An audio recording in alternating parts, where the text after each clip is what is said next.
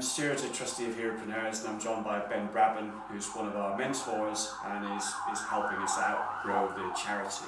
So, Ben, what makes you involved in Heropreneurs, and how do you think your experience can help others? Okay, well, I'm a mentor, but I'm also somebody who has served as a Royal Marine. When I left the Marines, I spent a little bit of time working in finance, a very short amount of time before I set up my own business, online business, processing payments. And I built that up and sold it, working in fact with a fellow former Royal Marine.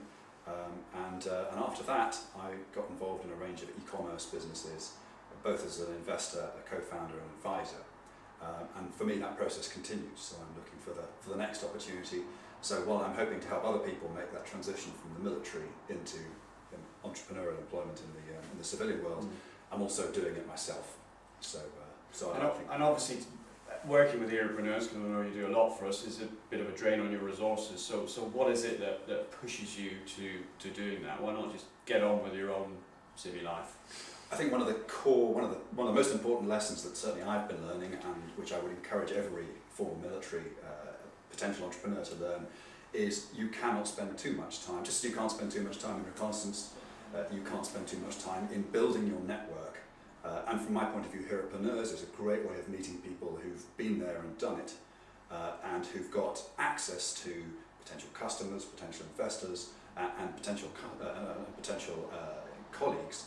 And all, of course, available to people like me, people who've left the armed forces, who are trying to create something, sometimes from scratch. And how do you find, I mean, Heropreneurs, obviously we're focused at people who are maybe recently ex-military, maybe setting up the first time in business. Is that all that it's about, or is there kind of naturally more trust in that environment than in some of the other networks you've been a part of?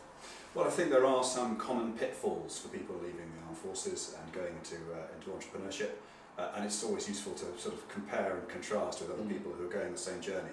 So from my point of view, it's useful comparing with people who've got the same background, the military background that I've got, but it's also useful, and that journey, I mean, I've been out now for over a decade. That journey continues for me. I'm still making my way into civilian entrepreneurship. I'd like to think I can help some of the people who are a little fresher out of the military than I am. On the other hand, I've got plenty to learn from people who've been through the mill already. And now you've learned the civilian, if you like, tools to doing business. How do you rate the kind of civilian experience versus the military experience as far as sort of life lessons learned that helps you sort of push yourself forward each day?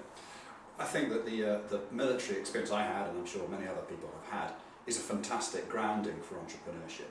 You're good at dealing with uncertainty, you're good at dealing with problems which keep on changing, you've got the ability to select and maintain your aim, you're trained to deal with that kind of uncertainty, and you're also trained to deal with teams of people. And I think that package is a great starting block for any entrepreneur.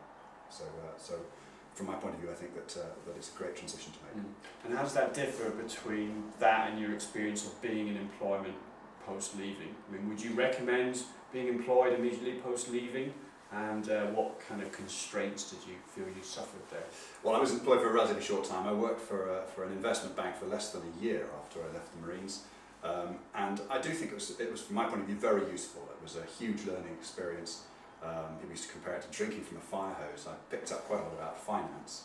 And I think probably for anyone leaving the armed forces, it's well worth considering a transitionary period where they work as part of an organisation, where they learn about some of the non-military aspects of civilian employment, like the different HR climate, the different human resources climate, the different rules of employment.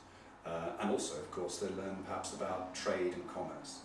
But I'd also say that if you're in the armed forces still, now's a great time to start thinking about that and looking at those skills. Okay, great. Thanks a lot, Ben, for joining us about Heropreneurs.